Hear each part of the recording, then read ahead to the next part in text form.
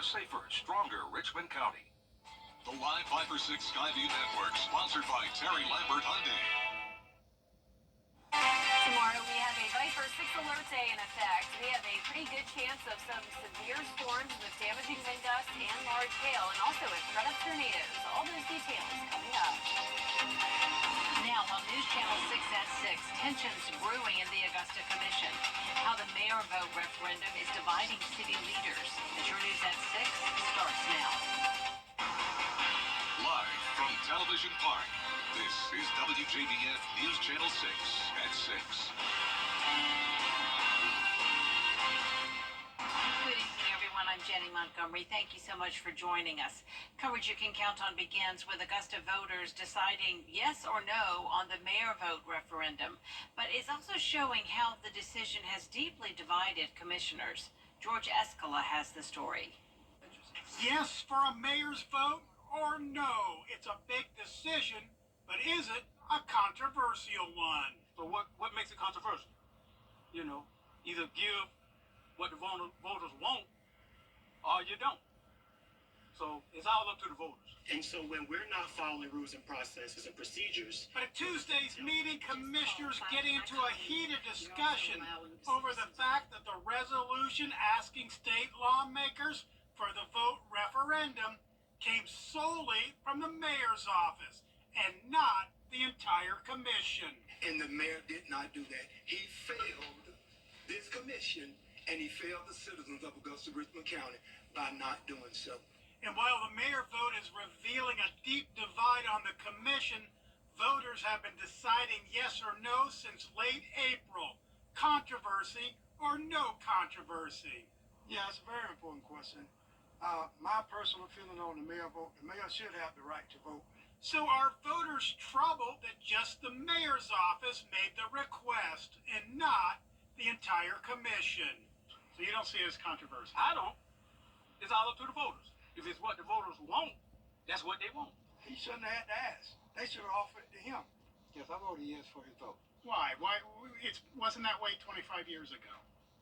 True, but as times evolve, things change. Some on the commission do not feel the vote referendum was handled properly, but those already casting ballots will decide if change is on the way. In Augusta, George Escala, WJBF, News Channel 6. Aiken Mayor Teddy Milner is being investigated by the State Law Enforcement Division for alleged exploitation of a vulnerable adult.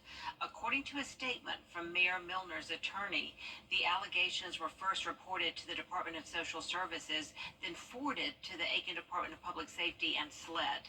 Investigators are not releasing details of the investigation or exactly what the allegations are. Many people we spoke with said it's a family matter.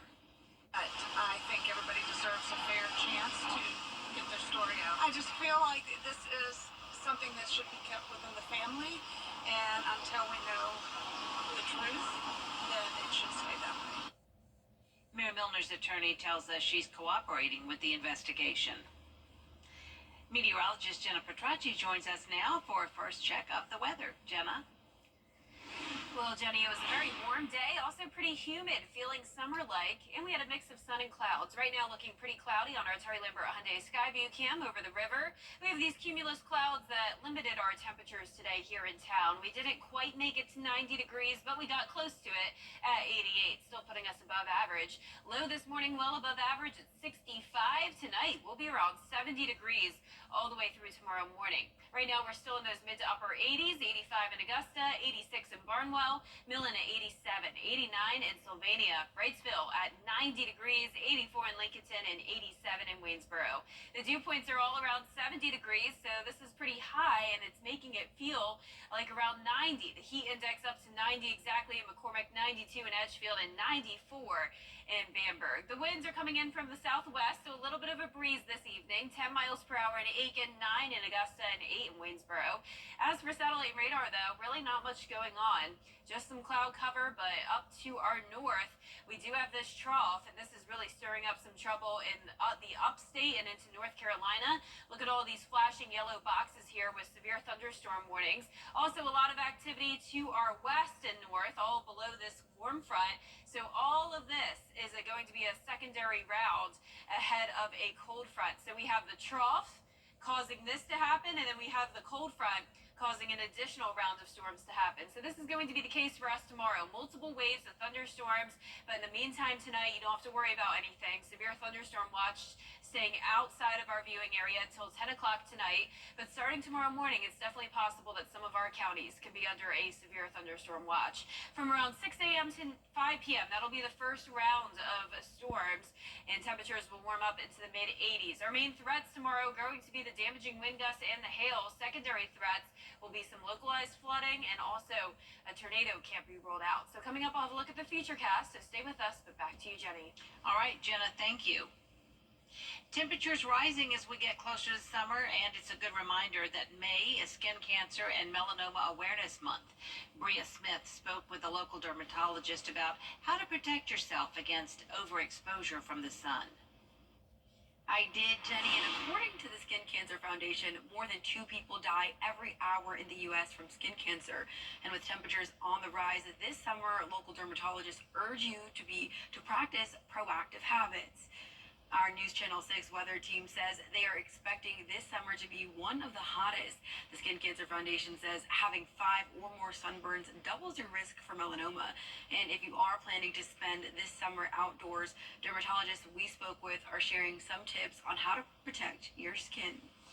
Make sure to get a nice big hat. Those are wonderful, and sunglasses. Cover-ups can be really helpful if you're just walking around on the beach. Sunscreen is always essential, especially if you're not wearing a cover-up. Make sure to reapply it. That's always special or key if you're going to be in the water. For kids, make sure to reapply because they're usually in and out of the water pretty frequently. Anything that's above an SPF 30 is going to be helpful.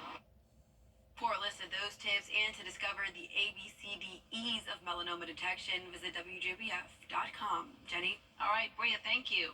Piedmont Augusta's Somerville campus is set to reopen after having closed after COVID. And there will be new departments to serve patients. Isabella Moody joins us now live with the story. Isabella? After COVID-19, Piedmont Augusta's Somerville unit has been closed and is now set to reopen with updated and new units. Hospital administrators hope opening the hospital will give patients quicker and easier access to services. With new units being a 15-bed emergency room, a 12-bed inpatient unit and radiology department, they have updated many of their services that will provide and continue to bring the best care for their patients. With it being a smaller campus to start with, we're really going to be able to focus on that patient-centered care, really making sure that our patients feel valued, they feel heard, and we're just going to really be able to focus on streamlined flow and throughput for our emergency department, really getting patients the appropriate care that they need in a timely manner. There will be a dedicated ambulance 24/7 to help transport patients to higher level care if needed. The hospital will be reopened May 16th and will not affect the current partnership with Augusta Tech. Live in Augusta, Isabel Moody, WJBF News Channel 6. All right, Isabella, thank you. Family, friends, and Augusta leaders coming together today to remember the life of a former Augusta commissioner. Jimmy Smith Jr. served 2 4-year terms as a commissioner for District 8. His family says he died on Sunday at age 91. Many knew Smith as the mayor of South Augusta. City leaders attended his funeral today, and they're remembering him for his contributions to the area. A lot of people don't realize, as far as the Ruffin Center, courthouse, the sheriff's department right there across from 401, the T Center, and the parking deck, he had the foundation of all them projects going. He worked well with his colleagues, but his heart and his was set on South Richmond County. You'll hear more from community leaders who paid their respects tonight on News Channel 6 at 7. Coming up, the U.S. withholding a military shipment for Israel. And Jenny's joining us now for another check the weather. Well, Jenny, it's dry for now, but tomorrow we have the potential of numerous strong to severe storms as we have a disturbance in our area on top of a cold front moving in. I'll have all the details with a look at the futurecast right after the break. From from scheduling your...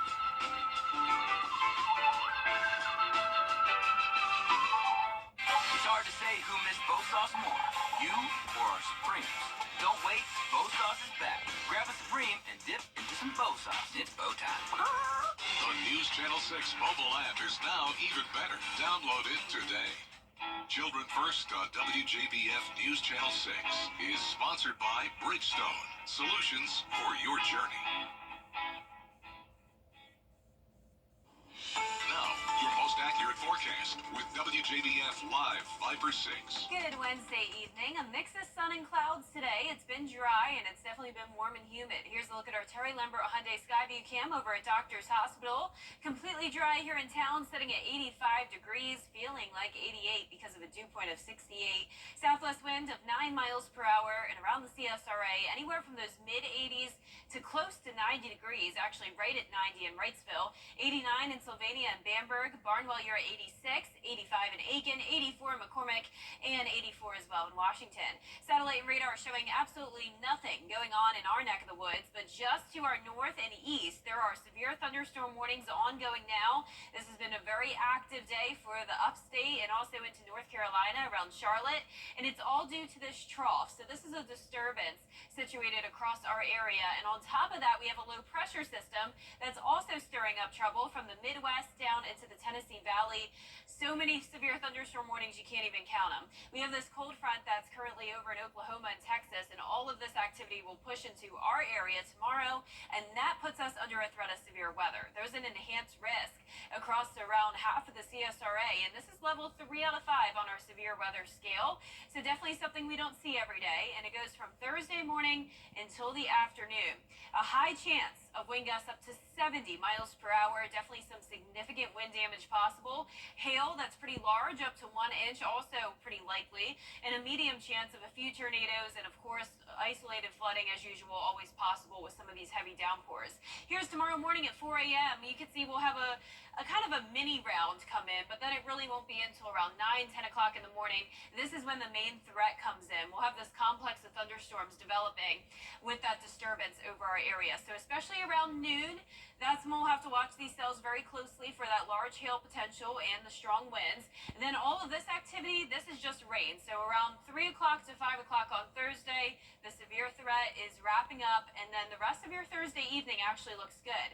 And then as we jump ahead to Friday morning, we're then under a level 1 out of 5 risk, a marginal across the CSRA. So still that potential of some hail and damaging winds, and it all starts around 6 a.m. Friday morning. You can see all of this activity moving in from the west along that cold front passage. Most of the activity will be staying to our south, but definitely still some cells here that look concerning. Once again, we're watching for the hail and the winds, but still can't rule out the tornadoes as well. It's completely done by lunchtime on Friday, so that's the good news. Friday night looks great, and Mother's Day weekend, you really can't beat it. We'll have a bit of a cool down, 78 on Saturday, lows in the low 50s. Big change there, and on top of that, the dew points are falling, 47 for your Saturday, so some cooler and crisper air for the mornings. But not the case tonight. It will be muggy, around 70 degrees, highs tomorrow in the mid-80s to low 90s, and that 10-day forecast showing the warm temperatures continuing tomorrow, and also the rain and storms picking back up starting next Monday. Some pretty high rain chances next Tuesday as well. But remember, tomorrow is the Viper 6 alert day. Definitely need the umbrellas handy. Congratulations to today's winner. That is Linda Nelson from Thompson, Georgia. Congratulations, you've won our Viper 6 umbrella that you can pick up here at the station and sign up to win yours on WJBF.com. All right, thank you, Jenna. Coming up, a pair of local South Carolina baseball teams preparing to continue their run for state championships. Ready to develop more than a career.com/career. Augusta University College of Nursing celebrates our Nurses for Nurses Week. Weather headlines on News Channel 6, brought to you by Hickson Roofing. Now, WJBF sports coverage you can count on. Both the Fox Creek Predators and the Strom Thurmond Rebels winning their respective district championships in baseball, earning their way into the 2A double elimination tournament. Only 8 teams left in the state, 4 upper, 4 lower. Both will be in action on the road Thursday. For Fox Creek and first-year skipper Roby Gillespie, it means a lot to be this far. Gillespie played at Fox Creek, graduated in 2014, and was on staff when they won the 2017 state championship. Spent a few years on staff at Strom Thurmond as well. Gillespie has a young Predators squad, only one senior. Their entire infield are juniors. On the mound, they're led by junior Bradley Anderson, who just committed to the South Carolina Gamecocks, and Gillespie says he never thought he'd be leading his alma mater to where they are today. Yeah, so if you were to tell me 10 years ago when I graduated high school I'd be back here as the head coach, I'd have told you were crazy. But that's what I kind of got into it for, was to be a head coach one day, and just thankful for the mentors I've had, being at Strom Thurmond the past 4 years, and being under Kevin Lynn when he was here and we made that state championship run in 17. Just had great mentors leading me along the way. It's honestly a blessing to be back here, though. God's timing's always crazier than you could ever imagine. So just thankful for him and just the opportunity that Fox Creek's given me to be the head coach here.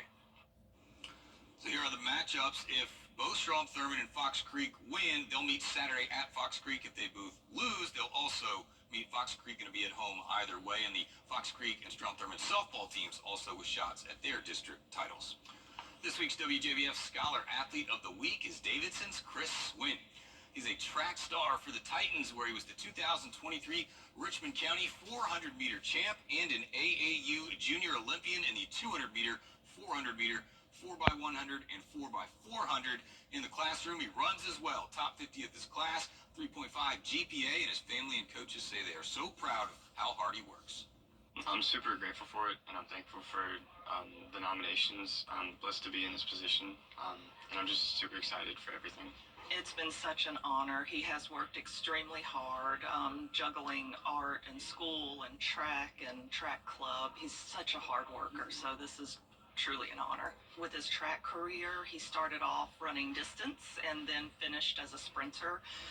Just watching him change and grow and just hone in on his craft has been fantastic. He's one that he leads by example, that if he wants the younger kids to work hard, he's going to show them this is what it means to work hard, and we're a no excuses type of team, and he just leads by example every day. He's constantly working hard at practice. He's constantly going above and beyond, so it's amazing. He's a great kid, and I think he's really deserving, and when you're choosing from the best student athletes across the CSRA, to have him recognized as a kind of a standout is just pretty special, and I'm just so happy for him, just absolutely thrilled. Chris hasn't decided where he wants to go to college yet, but does continue to plan to run track and wants to study to become a physical therapist. And Jenny, I see you wore green in honor of the Aquinas girls soccer team. There you go. Title. Thank you, Brendan. We'll be right back. Agree on vehicles. Shop now at AudiAugusta.com or at Audi Augusta, part of the Gerald Jones family.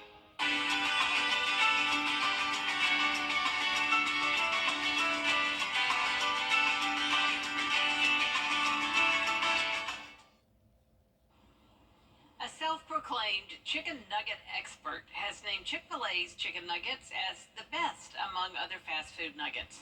Food website Eat This Not That says their nuggets have superior flavor and are always cooked to perfection. They describe the nuggets as having the right balance of tender chicken and crisp exterior. Other restaurants that made the list include Wendy's, McDonald's, KFC, and Shake Shack. I mean, duh, right? Would anyone disagree that Chick-fil-A's not the best? Chick-fil-A sauce. Hard to beat. Yeah, no other chicken nuggets come close. They all look much different than Chick-fil-A. But our 10-day forecast shows a Viper 6 alert day for Thursday. High chance of rain and some strong to severe storms. Then another round of storms moving in Friday morning. Back to sunshine, though, over the weekend. A beautiful Mother's Day. A bit cooler in the morning. Low of 53, high of 80.